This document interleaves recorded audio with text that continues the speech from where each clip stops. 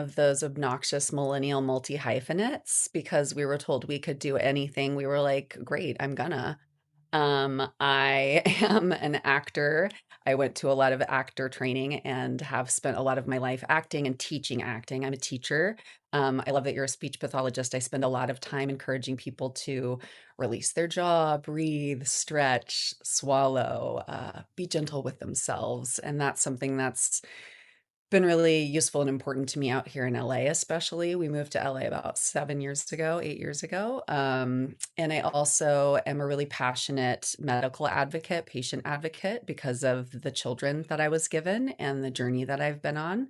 And I'm a writer and producer. So those are some of the things that I do that sometimes generate money and that always encourage me to keep evolving as a person. And that kind of is like more what I'm looking for when I answer that question. Like, what do you do? You know?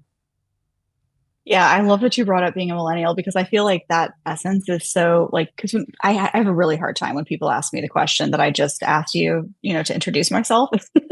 It's like, which is part of the reason that I have other people do it because I'm like I've got to figure out how to give my bio in a way that's not unhinged, someday. Well, Um, it's also like if you're introducing somebody else, I'm like, man, I don't want to box you in. yeah. You're not just the one thing that you do. You're not just, I mean, I went through before this and I was like, God, you are a plethora of women. You are so many iterations of who you've been and who I get to meet today.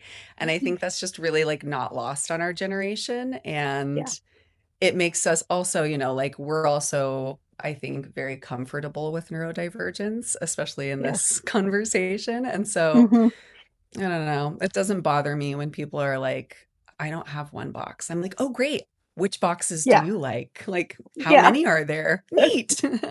Yeah. Let's talk about all of the boxes. Totally. I'm like, I got all day. Yeah. And I'm super excited. Like I want to, what I really want to understand about like, or what like is fascinating to me is like your journey from like, you said that you kind of started with acting. Where were you geographically when you were doing the bulk of that work before you moved to LA?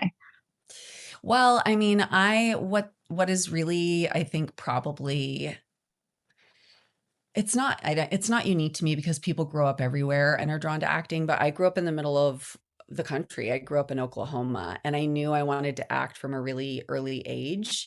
I didn't find out that I was on the spectrum until a couple of years ago. And I think now, like, I'm so grateful that I put myself in the arts and that I instinctively knew to put myself in a place where I could watch people and that wouldn't be like weird or looked down on and that I could, like I mimic things and I'm really good at voices and so it makes a lot of sense in hindsight that I went in that direction.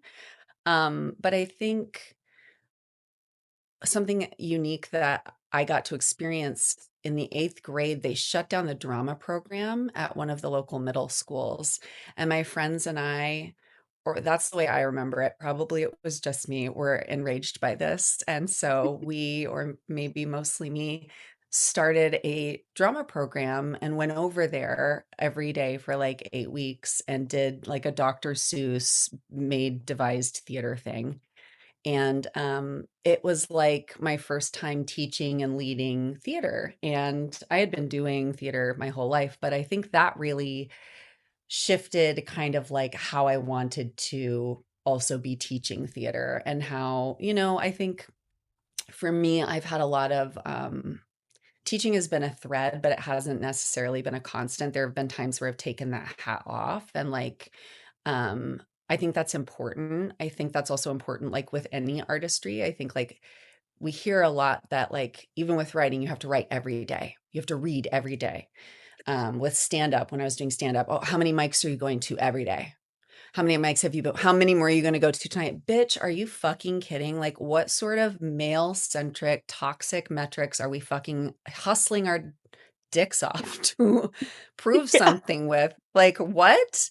Yeah. Things are cyclical. And so I think that having time away from teaching also allowed me to interact with a lot of teachers that were like, really negative, really toxic, had a lot of ego shit going on. And so my teaching practice and my coaching practice are very much geared towards what would I have needed in this moment as the performer, as the practitioner, as the student, as just a human being, like what's missing here compassion wise, where can we start from? I always say to my students, like, okay, I want you to nail this and book it, obviously, but like, I want you to have fun. I Hmm. want you to create something that's, like, enjoyable for you because I mean, fuck, actually, the real work of acting is auditioning and making these crazy tapes. So, like, Yeah. let's create, like, let's Hmm. imagine, let's have some joy. And it needs to be easily replicable and safe because God forbid you do book it and you get some crazy showrunner that makes you do it 37 times. What's going to happen to your voice? Somatically, what choices are we making? And can we really show up and do that? Right. And so I think my journey is really, and like getting to writing, I've always been writing, like it's just buckets and buckets of journals. And it's been really secretive. I finally took a writing workshop, and that really helped me become brave enough to hire a book coach and start working with an editor. And my memoir is like now in a really yummy place where I feel like we're finishing up my first draft and I know like really who it's for. And I think I'm really grateful that I've had the hard times that I've had and the challenging people that I've had because my journey with shame has really thoroughly shaped what a lot of my work is about and how I'm able to show up for other people.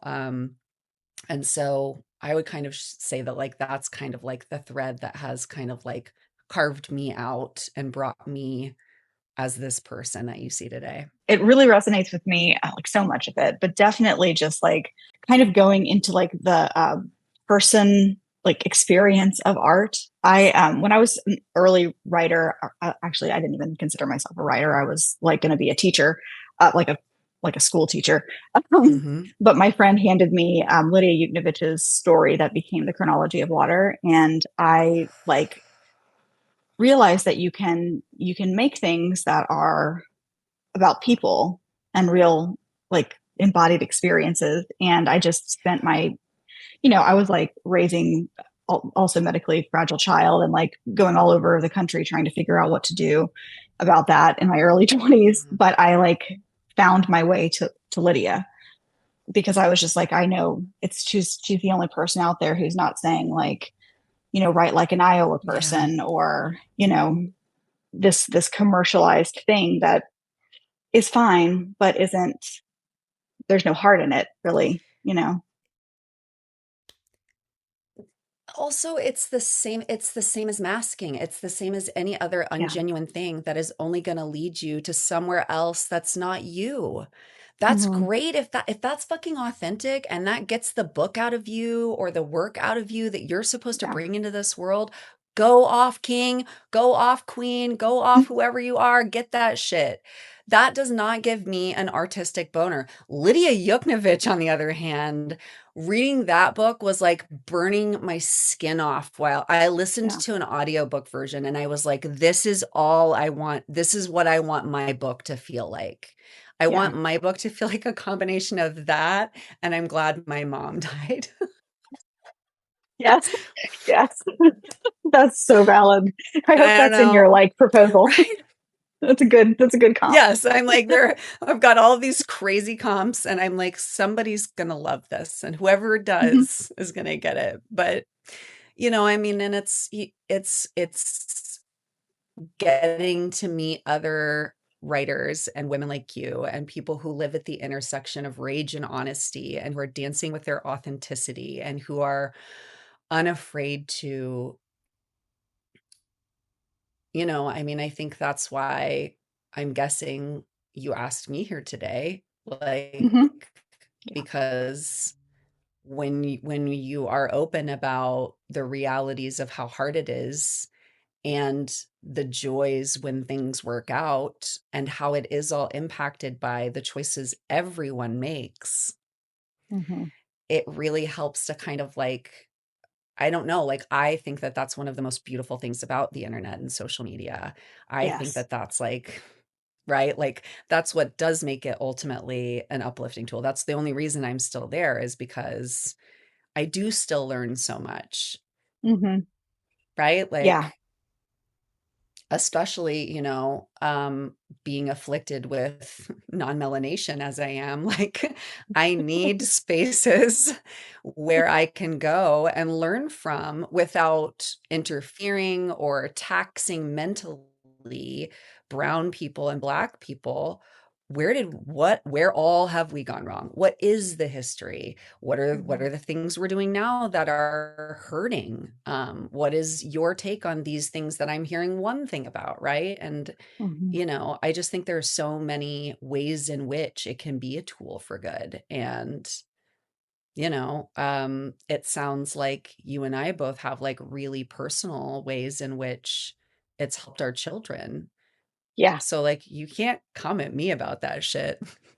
Yeah, no, I mean, I was actually talking about this with my husband about like meeting you and talking to you because I was just like, I hated the internet for like social media for a long time and I just used it for these like specific purposes until I like realized like, oh, I actually can people will actually respond to me. Like I can actually reach out and sometimes I'll be able to talk to somebody who's had a really similar experience that, I mean, with like as you probably read in my thing, like I was talking to people in Dubai who had Yes. daughters like mine.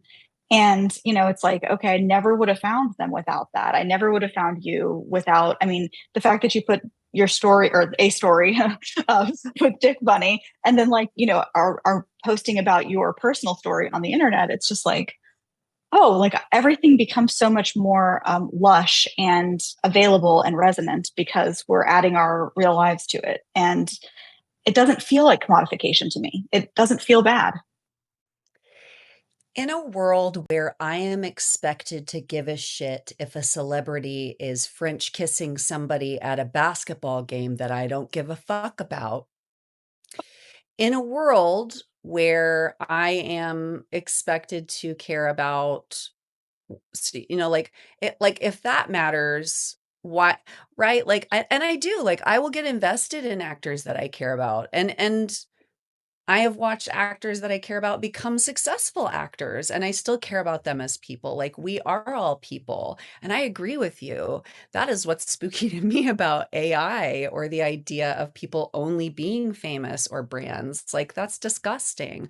I don't want a curated feed that's a robot person. I want to know Yeah. who's the human. Like, what have you lived through? Yeah. Um, I think the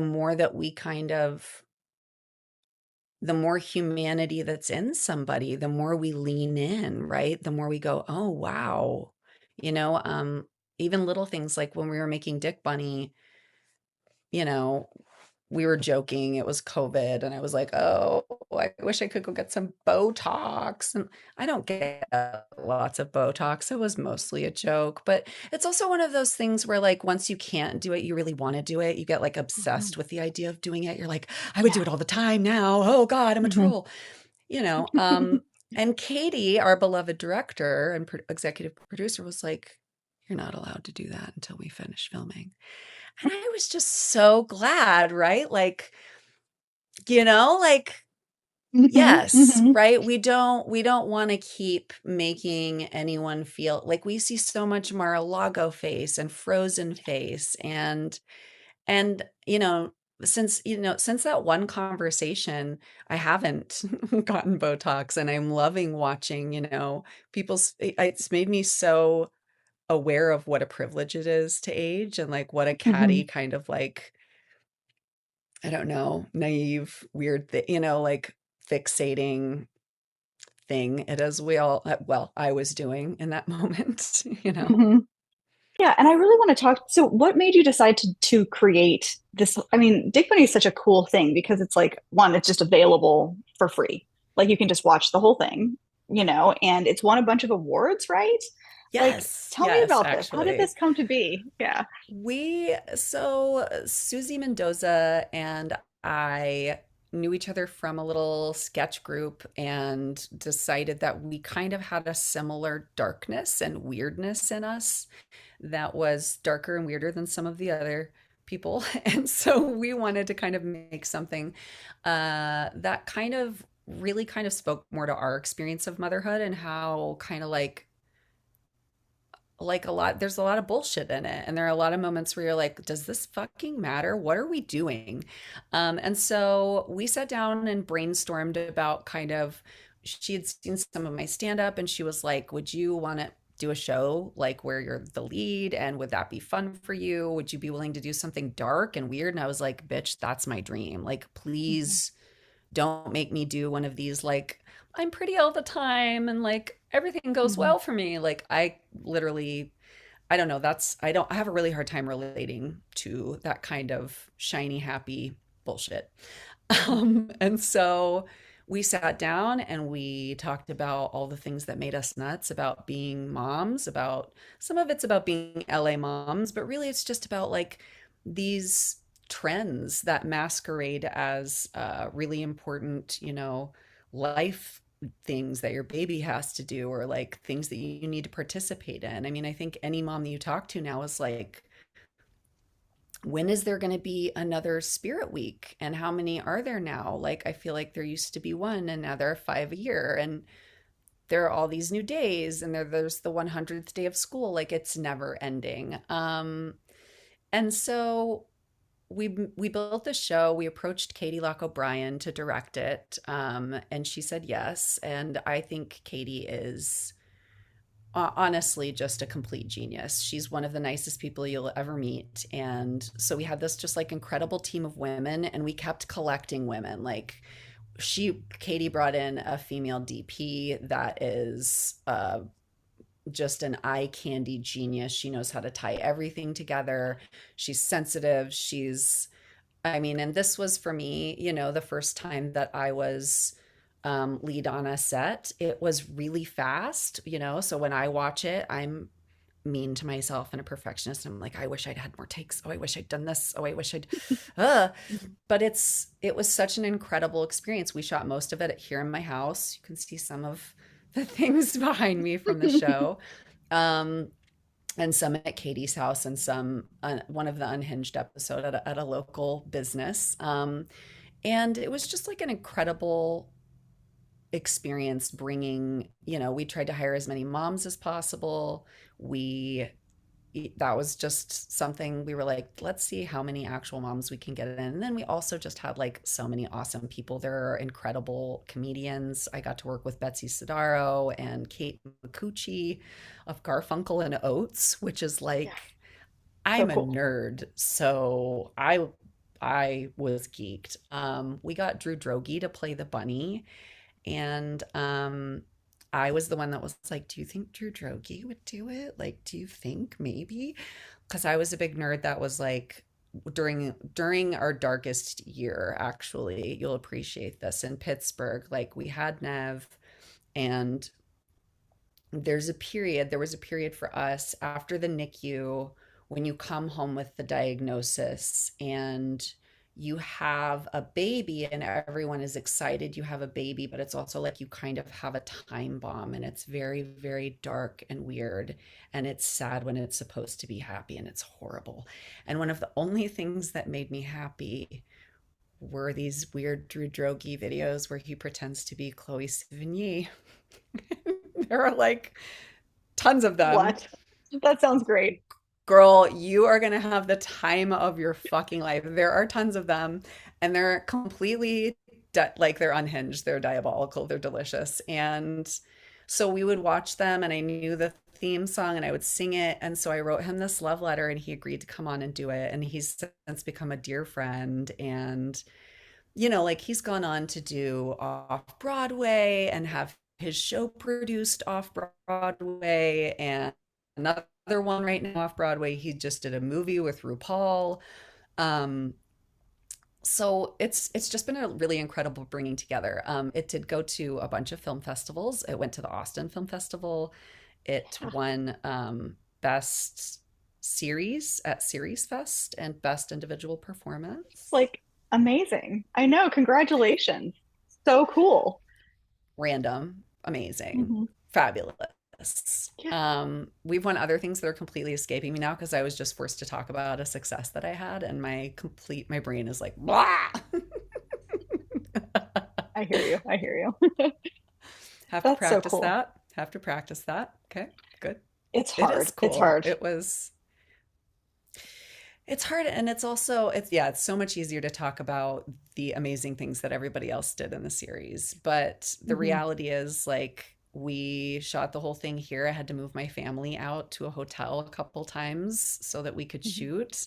They were very good sports about it. We have gorgeous pictures of the kids like watching me on a monitor shooting like the Hmm. last like it was really cool. It was cool for them to get to see me do something because like at that point I hadn't really been able to work because of their needs. And when we were in Pittsburgh, I was working at two different universities, teaching in the theater departments, and I was doing plays at night. So we went from having mom out of the house a lot to mom home a lot. And Hmm. I chose that choice and I would choose it again. But it was really nice for them to just see that there is something that I do and that I can, Hmm. they were like, whoa, my mom brought all these people together and like all these, like all the film stuff, like when Hmm. Maricela left our DP, she was like, can I give this shirt to Liam? And she rolled out this Mandalorian shirt from her last day on set at Mandalorian. And I was like, are you sure? And she's like, he loves Star Wars so much. I saw his room and it was so big. He wore it for years. And he was like, I got this from a real person at Mandalorian, like That's awesome. I love it's the that. little things. It was. Yeah. Yeah, I mean, that's so like I don't know. To me, that's like what you did is like ex the kind of thing that one I think is possible because of the internet and makes me so happy that like we can actually fit this into our lives. Like another thing that I was recently talking about is just this like I like could not be a journalist if it weren't for the internet because of my children's needs. Like it's impossible to do Yeah. anything. Like I mean now they're older and I can start traveling and I've been able to do a lot more and actually investigating things. But like, for years it's just like you're in when you have kids with like many diagnoses and appointments, you're just in this thing. Like I don't know how to describe it. It's like a cave where like you have to turn in random directions all the time to like and there's no exit like you're just in it that's you just traveling around this cave It's the a whole time. labyrinth. It Yeah. is. It Yeah. absolutely is. And you're shunted from place to place. It's not up to you. And if you're not in it, you don't get it because people really think, especially if you're home with them, they think like, oh, easy, like, because you're there. And you're like, dude, no, like the phone's ringing off the hook and it's this office and these people need paperwork and I'm trying to do the paperwork while I'm doing the transfer from here to here or the Yeah. bless. It Yeah. is, it's so much. I'm glad you're getting a modicum of a new type of space now that they're a little older. So, like I've been so self-conscious because to me, I was a very high output person. I was really, really, really like a go-getter. I had a master's degree by 25 years old. And within I got my master's degree in October, and by April, I was pregnant. And then Liam was born actually in respiratory distress and spent time in the NICU, and I almost died. And so that instance like freaked my agents out, and everybody was like, we're just going to give you time. We're just going to give you time. And my career just like washed away in New York, like very before it really got started. Um, and you kind of go, it's like it's not even a choice, like things just kind of like rip tight away from you. I don't know, like but you have to find little things to do and know that like that's actually enough. It's taught me a lot. What I'm trying to say is that it's actually taught me a lot about my worth not being attached to my output. And that is finally actually that I've something that I've started to believe the last couple of years. It's taken a really long time, But especially, and I think Dick Bunny's been really helpful with this because the last couple of years have been so difficult, and I haven't been able to audition, and I have not been able to teach at the university level just because things spiraled with both of my children and required full time management. And to have that, like, oh, we got into another festival, oh, another festival, like, oh, like it's still just kind of, it's like a little popcorn that just keeps from the microwave. You're like, oh, another little pop, cool. And Yeah. and to answer, you were like, it's free online for people listening, watching. It is free at www.dickbunny.com, through Vimeo. We really we're trying to sell it. We would love for it to have a home. I think Susie has whole ideas about where she would like it to go. But I think ultimately is something we really didn't expect when we took it to festivals is that a lot of young people and a lot of men actually really respond to it. And Wow. I think it really makes people feel like less invisible and like it's okay to be to feel weird or to feel like what's going on around here, for lack of a Hmm. better, Hmm. like thesis. And I think like Hmm. people just like that. So, I would say like if you like weird, silly things, we've got a lot of that going. If you like puppets, our puppets are made by a total genius. Yep. I'm so into the puppet like revolution. It's coming back. I know. I know. Of course, our generation's like, you know what we need around here? Some fucking puppets. No, I know it's amazing. Like I'm not a huge fan of the boys and Generation V. I like the boys, but I don't like Generation V very much. But the puppets in there, like I'm gonna I watch haven't seen. everything that these people put out because they have puppets. I don't Okay. care what the plot is. I have It's to a find that. superhero show. Like Yes, but if they're it's like puppets, I'm like, okay, well, that changes things, like you said. so I'm interested in your memoir. Do you have an agent yet, or are you just working with the book coach, like creating it? No, I'm just working with a book coach, building it up. I think probably we have a couple chapters that we're talking about querying, and I'm I'm terrified of like the whole prospect. I'm so excited, and I mean, I think it's funny because I have spent my whole life doing something where people are like, you're living your dream. And I think my actual dream is to have published a book. Yeah, totally. I know. It's funny. It's like what you were talking about with this like thing of like feeling like the productivity. I really need to learn that. I'm still like totally addicted to like getting the next thing out because I don't feel like a real person in whatever realm unless I'm doing work and then I'm like trying to forgive myself during the periods when I can't. But it's this whole mental process. It's a whole problem. But also, So I I mean, really like, like but I'm also looking at you and I'm like, but I want to be more oh my God, your output's amazing. it's Anyway, I it's shouldn't say that. Shit, that's the wrong thing to say. it's Be no, it's gentle great. with yourself. Yeah, I mean, and that's the thing. It's like I get it's all of it at the same time, right? Because it's like, Yeah.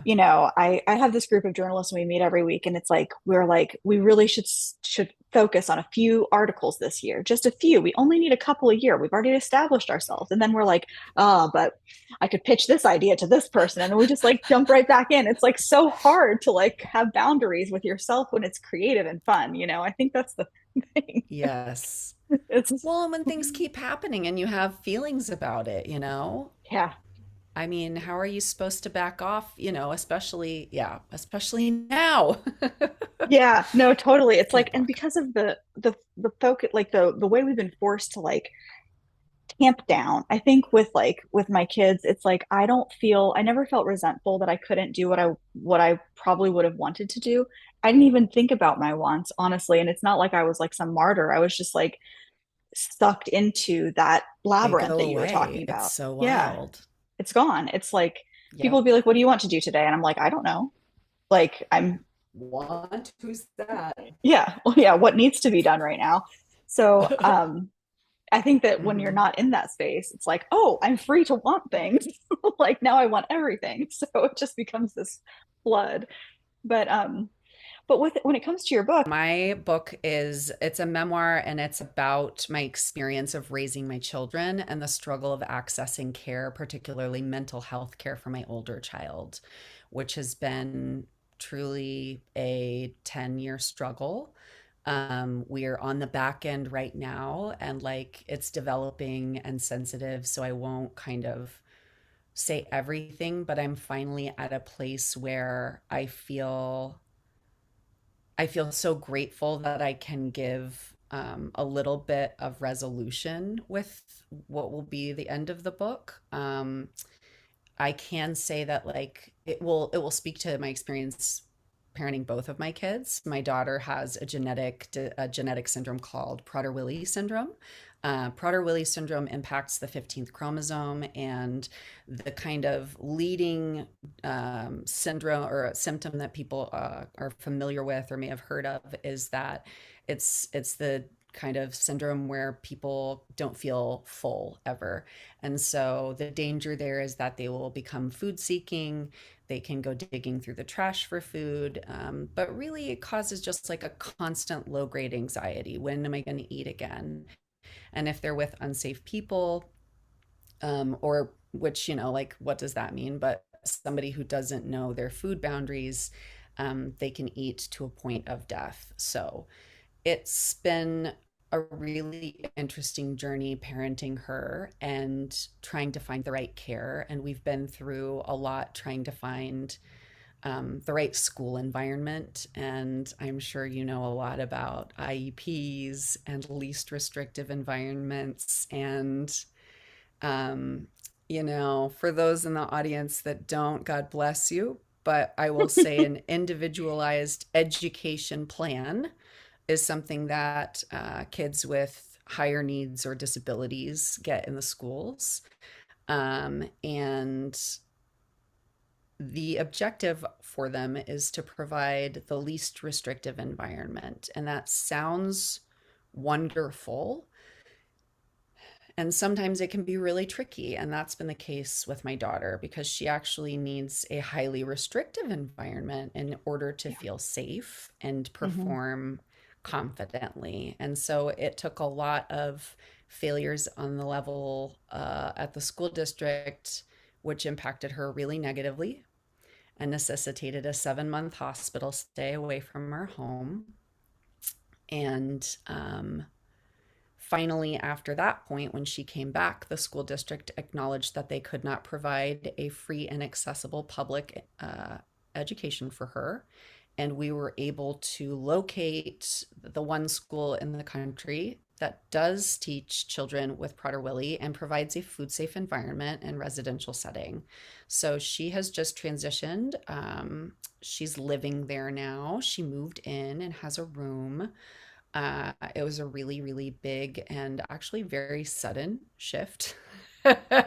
So I'm dancing with my dear friend Grief intermittently a lot this summer, but also I'm really happy for my kid and I'm really grateful that we have still some options in this country and that some of us are able to access them. But I'm writing this book because I know how hard it is to find these things, that they're hidden from us, that it is incredibly difficult to locate, to access, and to hold on to anything like this. And I have sat in rooms because I've been on Medicaid and SNAP and WIC the entire duration of my pregnancies and parenthood. And I know that I look very different than a lot of the people in these systems. And so, my ultimate goal in writing this book is to cause a ruckus and create a change at the policy level.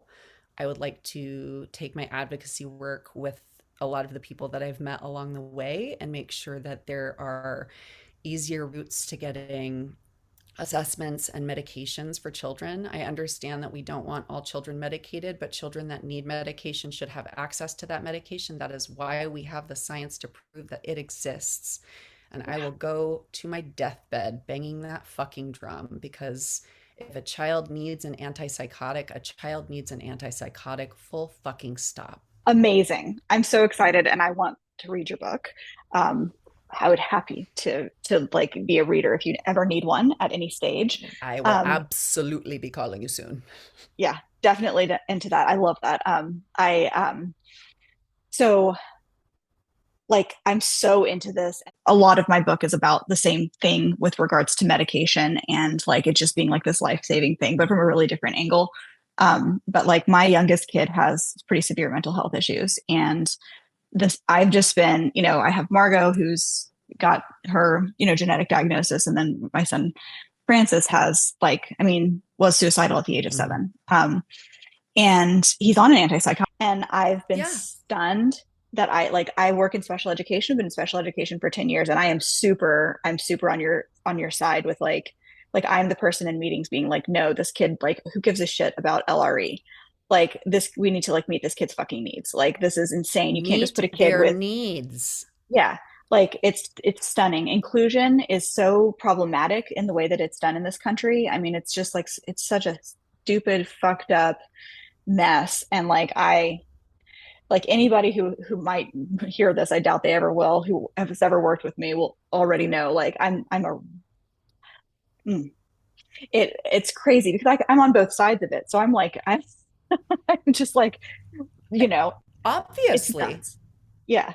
Yeah. It's crazy. It's Well, crazy I to mean, sit. there are people that could argue that I just institutionalized my daughter and that I'm part of the problem that RFK, do you know what I mean? Like, Yeah. at some point, I'm going to have a conservatorship. And there are people that will tell you that conservatorships should not exist and that they're cruel and this, that, and the other. And do you know what? Go fucking talk to somebody else. My daughter having access to money could kill her. I don't want to hear another word about it. Yeah. She has an intellectual disability and she could buy food and she doesn't have the ability to vomit. She could literally eat herself to death. How Yeah. is me giving her money being kind and helping her? Please explain that logic to me. It's so true. And I think that's why like your book is like books with these stories. I think we just need to like fill the world with these stories. And I can't tell you how many times I have pitched articles about my son's mental illness and nobody will publish them. It is something like nobody No, wants to publish these things, but since nobody wants to I talk about it. yeah, but since I've like been on this journey with him, it's like I grew up, my uncle had cerebral palsy, lived in like the other side of a duplex. So I like grew up around people with disabilities. I was Yep. not one of these people who was like unaware of disability, but like the mental illness in young children was a whole new world for me. Like this Yeah. kind of mental illness. And I thought it was rare when he was exhibiting these symptoms. Of course, I went through the whole thing, which is kind of similar to like some of the stuff in Dick Bunny, actually, of like blaming myself for like every little thing, right? But it's like, but it with such severe consequences. Yes. And then it's like, you think like back when my oldest kid was born, it was like this whole thing about which car seat and which fucking baby bag and which stroller and which position their like bodies are in. And I'm like, that's what I was worried about. Like I don't care if my kid has a hole in his shirt. I mean, it does irritate me when he has a hole in his shirt, but I don't care fundamentally if he has a hole in his shirt and he's like Yeah. his glasses are crooked and he's, wearing two different shoes, and if he cusses sometimes, which I would prefer he didn't, but at least he's not suicidal anymore. Yeah. Like it's fine. Like it's like you just like actually this is a human body that we're trying to raise, and these bodies need medicine sometimes because their brain chemistry is fucked. Yeah. Like it's like, and we just have to, I just feel like if we just keep throwing the stories into the world, somebody will fucking listen finally. So I'm really glad you're writing that, and I think it's so important. Thank you. And even if no one important listens, like in terms of like whatever that means, it's even more important that anyone else that has been through part of that journey just doesn't feel alone because we all sit in the darkness being like, am I the only one that like has had my kid beat the shit out of me? Yeah. Do you know, No. like during an autistic meltdown, right? Yeah. Like not malice, right? Like Hmm. but then you do. And if you talk to other people, they're like, "Oh, well that's, like we're so quick to pathologize. And then so Yeah. many of the options for care are actually carceral. Yeah. It's fucking a direct pipeline to get your kid into the system. And it's like, what Yeah. the fuck are we doing? That's not care. No, it's Another not. PBIS, another positive behavior. You're going to give my kid more fucking little toys? That obviously does not incentivize him, ma'am. But you think I I'm know. crazy for wanting to help him by medicating. Okay. Thank you for listening to Totally Biased Reviews, hosted by Asha Dore, produced by Asha Dore and Rebecca Torino Collinsworth.